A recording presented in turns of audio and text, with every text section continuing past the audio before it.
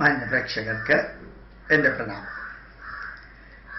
ഈശ്വരൻ ബയോകെമിസ്ട്രിയിലൂടെ എന്ന് പറഞ്ഞ് ഞാൻ വിവരിക്കാറുള്ളത് പലർക്കും വലിയ താല്പര്യം ഉള്ളതായിട്ട് കണ്ടു.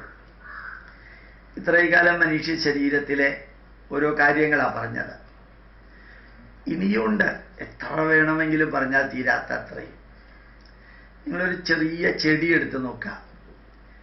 ആ ചെടിയിൽ അതിങ്ങനെ വളർന്ന് വളർന്ന് വളർന്ന് ഒരു കാലം കഴിയുമ്പോൾ അത് പൂക്കാൻ തുടങ്ങും. എങ്ങനെയാണോ ആൺകുട്ടികളും പെൺകുട്ടികളും ഒരു പ്രായം കഴിയുമ്പോൾ അഡോളസെൻ്റ് പീരീഡ് കഴിഞ്ഞ് അവരുടെ ശരീരത്തിൽ മാറ്റം വരിക, അവരുടെ ഇന്ദ്രിയങ്ങളിൽ മാറ്റം വരിക, അകത്തും പുറത്തും വികാര വിചാരങ്ങളിൽ മാറ്റം വരിക, അതേപോലെ ചെടികൾ പൂക്കാൻ തുടങ്ങും. അതിൽ ആൺപൂവോ പെൺപൂവോ എന്നുള്ളത് വരും. ആ ചെടി സൂര്യപ്രകാശം സ്വീകരിച്ച് സ്റ്റാർച്ച് ഉണ്ടാക്കി അത് സെല്ലുലോസ് ആക്കി മാറ്റി അത് ചെടിയുടെ ഓരോ ഇലയിലും പൂവിലും കായയിലും വെച്ച് ആ ചെടിയെ നിരന്തരം വളർത്തി വളർത്തി പൂക്കുന്നൊരു കാലം, കായ്ക്കുന്നൊരു കാലം. ആ ചെടിക്കകത്ത് നോക്കുക, വേര് എങ്ങനെ ഉണ്ടാകുന്നുവോ അതുപോലെയല്ല തടി ഉണ്ടാവുന്നത്. തടി ഉണ്ടാവുന്ന പോലെയല്ല അതിൻ്റെ തൊലി ബാർക്ക് ഉണ്ടാവുന്നത്. അതുപോലെയല്ല മുട്ട ഉണ്ടാവുന്നത്. അതുപോലെയല്ല പൂവുണ്ടാവുന്നത്. അതുപോലെയല്ല കായ ഉണ്ടാവുന്നത്. അതുപോലെയല്ല കായ്ക്കകത്ത് വിത്ത് ഉണ്ടാവുന്നത്. അതുപോലെയല്ല കായ പഴുത്ത് അതിൻ്റെ ടേസ്റ്റ് ഉണ്ടാവുന്നത്. എല്ലാം ഒരു ചെടിക്കകത്ത് എങ്ങനെ ഉണ്ടാവുന്നു എന്ന് ചിന്തിച്ച് നോക്കാം. അന്തരീക്ഷത്തിൽ നിന്ന് കാർബൺ ഡൈ ഓക്സൈഡ് ആ ചെടി വലിച്ചെടുക്കുന്നു എന്നാണ് പറയാറുള്ളത്. ഒരു സെക്കൻഡിൽ 3 കിലോമീറ്ററോളം വൈബ്രേറ്റ് ചെയ്തുകൊണ്ടിരിക്കുന്ന ആ കാർബൺ ഡൈ ഓക്സൈഡിനെ എങ്ങനെയാ ചെടി വലിച്ചെടുക്കുന്നത് നോക്കാം. നിങ്ങളൊരു പക്ഷേ കൊക്കക്കോളയും പെപ്സിയുമെല്ലാം ടേസ്റ്റ് ചെയ്ത് കാണും. ആ കൊക്കക്കോളയുടെയും പെപ്സിയുടെയും അടപ്പെടുത്ത് കഴിഞ്ഞാൽ അതിനകത്തുള്ള കാർബൺ ഡൈ ഓക്സൈഡ് മുഴുവനും പുറത്തേക്ക് പോകും. അത് കഴിഞ്ഞ് ഒരു അരമണിക്കൂർ കഴിഞ്ഞ് കഴിച്ചാൽ ഒരു ടേസ്റ്റും ഉണ്ടാവില്ല. അപ്പം ആ കാർബൺ ഡൈ ഓക്സൈഡ് എന്തുകൊണ്ടാണ് പുറത്തേക്ക് പോയത്? പ്രഷർ പോയത് കൊണ്ടാണ് പോയത്. എന്തുകൊണ്ട് കാർബൺ ഡൈ ഓക്സൈഡ് വെള്ളത്തിൽ അലിഞ്ഞില്ല? കാർബൺ ഡൈ ഓക്സൈഡ് വെള്ളത്തിൽ അലിഞ്ഞ് ചേരില്ല, ഇനർട്ട് ഗ്യാസാണ്. നിയോണും പോലെയുള്ള ഇനർട്ട് ഗ്യാസ് അല്ല. Generally carbon dioxide active ആവില്ല, ഒന്നുമായിട്ട് റിയാക്ട് ചെയ്യില്ല. കാർബൺ ഡൈ ഓക്സൈഡ് ഇനർട്ടാണ്. ആ ഇനർട്ടായിട്ടുള്ള ശരിക്കും CO2 എന്ന് പറയുന്ന സാധനത്തിനെ ചെടിയുടെ ഇല വലിച്ചെടുത്ത് അത് സൂര്യപ്രകാശത്തിൽ അതിനെ സിട്രിക് ആസിഡ് സൈക്കിളിലൂടെ കൊണ്ടുപോയിട്ട് അക്കോണിറ്റിക് ആസിഡ് സ്കോർബിക് ആസിഡ് ആയിട്ട് മാറി അതിനെ സിട്രിക് ആസിഡ് സൈക്കിളിലൂടെ ഈ കാർബൺ ഡൈ ഓക്സൈഡിനെ കൊണ്ടുപോയിട്ട് അതിനെ ഗ്ലൂക്കോസ് ആക്കി മാറ്റിയിട്ട് ഗ്ലൂക്കോസിനെ സൂക്രോസ് ആക്കി മാറ്റിയിട്ട് അതിനെ പിന്നെ സെല്ലുലോസ് ആക്കി മാറ്റിയിട്ട് ആ സെല്ലുലോസിൻ്റെ ഒരു ഭാഗം വേരിലേക്ക് പോകണം. വേര് വളരണ്ടേ? ചെടി വളരുമ്പോൾ ആ വേര് റൂട്ട് ഹെയറായി മാറണം. ആ റൂട്ട് ഹെയറിൽ കട്ടി കൂടിയ വേരുണ്ട്, കട്ടി കുറഞ്ഞ വേരുണ്ട്, വളരെ സോഫ്റ്റ് ആയിട്ടുള്ള വേരുണ്ട്. ആ വേരിൽ ശരിക്കും ഓസ്മോട്ടിക് പ്രഷറിലൂടെ ചുവട്ടിൽ നിന്ന് വെള്ളവും മിനറൽസും അകത്തേക്ക് വരാൻ പാകത്തിനുള്ള സെല്ലാക്കി മാറ്റണം. അത് കഴിഞ്ഞ് തടി, നല്ല കട്ടിയുള്ള തടിയിലൂടെ വെള്ളവും ഒന്നും മൂവ് ചെയ്യില്ല. അപ്പം തൊലിയിലൂടെ വേണം മുകളിലേക്ക് പോകാൻ. അപ്പം ആ തൊലിയിൽ ഫ്ലോയം, സൈലം, കാമ്പിയം തുടങ്ങിയ പ്രത്യേക തരത്തിലുള്ള സെല്ലുകൾ ഉണ്ടാക്കി ഇതൊക്കെ അന്തരീക്ഷത്തിലെ കാർബൺ ഡൈ ഓക്സൈഡ് എടുത്ത് വെള്ളവും ചേർത്ത് സൂര്യപ്രകാശം കൊണ്ടാക്കി മാറ്റുന്നതാണെന്നും മനസ്സിലാക്കണം. എന്നിട്ട് ഇലയുടെ അടുത്തേക്ക് എത്തുമ്പോഴത്തേക്കും സെല്ലിൻ്റെ നേച്ചർ എല്ലാം മാറി. ഈ ചുവട്ടിൽ നിന്ന് എടുക്കുന്ന വെള്ളം ഇങ്ങനെ ഓരോ ഭാഗത്തേക്കും ഒരു തരത്തിലും പന്തിയിൽ പക്ഷാഭേദമില്ലാതെ എത്തിക്കണം. ആ ചെടിയിൽ അവിടെ എത്തിക്കഴിഞ്ഞാൽ കറക്റ്റ് കാലമാവുമ്പോൾ ചിലപ്പോൾ ഈ ഇലകളെല്ലാം താഴെ വീഴും. പിന്നെ പുതിയ ഇല ഉണ്ടാക്കണം. അത്രയും കാലം ചെയ്ത ജോലിയെല്ലാം വെറുതെ ആയി. മനുഷ്യൻ്റെ പിന്നെ വളരുമ്പോൾ, മൃഗങ്ങൾ വളരുമ്പോൾ കയ്യും കാലും ഒന്നും താഴെ വീണ് പുതിയ കയ്യും കാലും ഒന്നും ഉണ്ടാക്കണ്ട. ചെടിക്ക് അതെല്ലാം ഉണ്ടാക്കണം. അങ്ങനെ അതെല്ലാം ഉണ്ടായി പിന്നെ ഒരു പ്രത്യേക സീസൺ വരുമ്പോൾ മനുഷ്യനും മൃഗങ്ങൾക്കും ഏത് സീസണിലും ഗർഭം ധരിക്കാം, കുട്ടികളെ പ്രസവിക്കാം. പക്ഷെ ചെടികൾക്കൊരു സീസൺ വരുമ്പോൾ മാത്രമേ പൂക്കാൻ പറ്റുള്ളൂ. വളരെ വിരളമായിട്ട് മാത്രമേ എല്ലാ സീസണിലും ചെടികൾ പൂക്കുള്ളൂ. ചില ചെടികൾ പൂക്കുള്ളൂ. അപ്പം ആ സീസൺ വരുമ്പോൾ ആ ചെടി അറിയണം ഇനി പൂക്കാനുള്ള സമയമായി. പൂക്കാൻ വേണ്ടിയിട്ടുള്ള സെല്ലുകൾ ഉണ്ടാക്കിയിട്ട് പൂവിലേക്ക് അതെല്ലാം എത്തിക്കണം. ഇല മാതിരിയല്ല പൂവ്, പൂവ് മാതിരിയല്ല മൊട്ട്. ആ പൂവിലെ ആൺപൂവും പെൺപൂവും ഉണ്ട്. ആ പെൺപൂവിലുള്ള ഓവറിയിലേക്ക് ആൺപൂവിൻ്റെ പോളൻ വന്ന് വീഴണം. അത് മുകളിലാണ് അതിൻ്റെ മുഴുവനും ഇത് സിസ്റ്റമെങ്കിൽ അതിൽ കൂടെ ഈ പോളൻ അകത്തിയെന്ന് ആ ഓവറിയിൽ എത്ര വിത്തുകൾ ഉണ്ടാവാനുള്ള സംവിധാനമുണ്ടോ. മാങ്ങയിലൊക്കെ ഒരെണ്ണേ ഉള്ളൂ. പക്ഷെ പാവക്കയിൽ എത്രയാ വിത്തുകളുള്ളത്, പേരക്കയിൽ എത്രയാ വിത്തുകളുള്ളത്.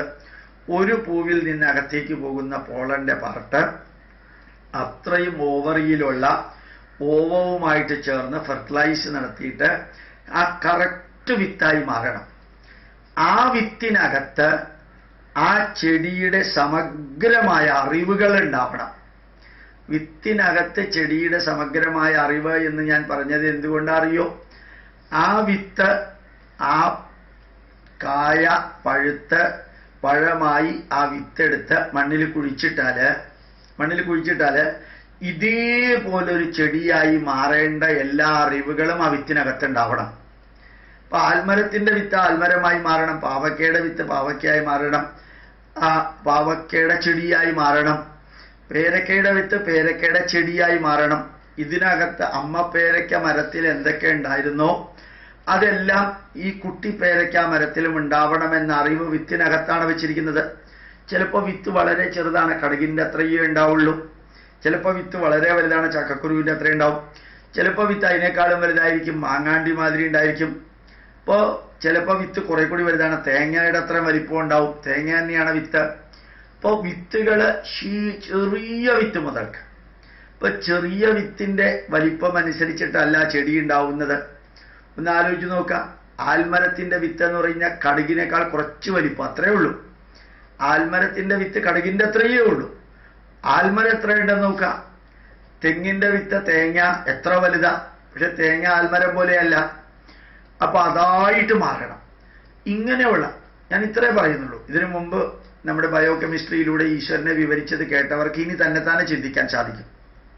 മത്തങ്ങാവള്ളി നോക്കാം, ആൽമരം നോക്കാം, വാഴ നോക്കാം, ചെമ്പരത്തിപ്പൂ നോക്കാം, കൊടുത്തുവ എന്ന് പറയുന്ന ചെടി നോക്കാം, ചെറിയൊരു പുല്ല് നോക്കാം.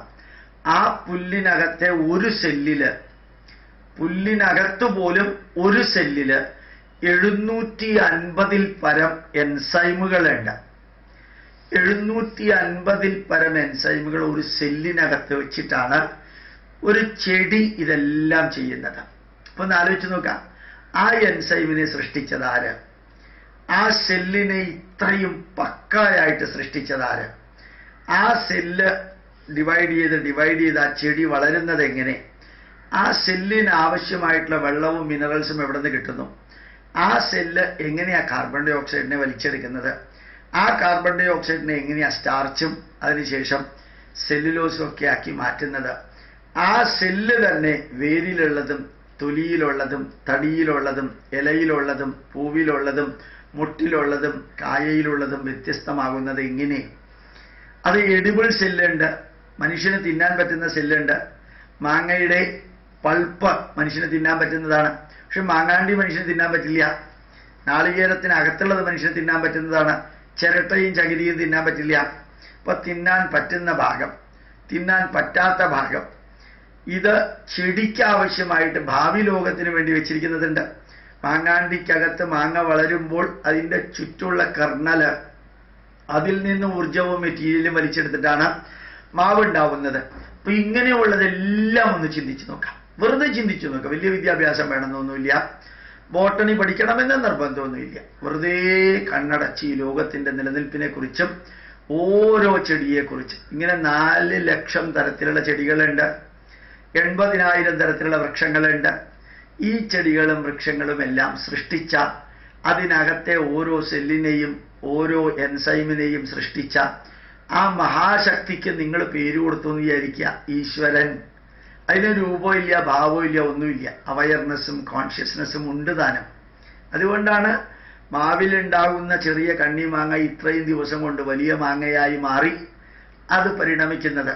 ഒരു മാങ്ങ കുഴിച്ചിട്ട് കഴിഞ്ഞാൽ, മാങ്ങാണ്ടി കുഴിച്ചിട്ട് കഴിഞ്ഞാൽ, കടുക് കുഴിച്ചിട്ട് കഴിഞ്ഞാൽ, ഉള്ളി കുഴിച്ചിട്ട് കഴിഞ്ഞാൽ, ഇഞ്ചി കുഴിച്ചിട്ട് കഴിഞ്ഞാൽ, മത്തങ്ങയുടെ വിത്ത് കുഴിച്ചിട്ട് കഴിഞ്ഞാൽ അത് ഏതെല്ലാം തരത്തിലുള്ള രൂപത്തിലുള്ള ചെടികളായിട്ടാ മാറി അതിനകത്ത് ഇതേപോലെയുള്ള പ്രക്രിയ നടക്കുന്നതെന്ന് ചിന്തിച്ചു നോക്കാം. ഒരമണിക്കൂർ ചിന്തിച്ചു നോക്കാം.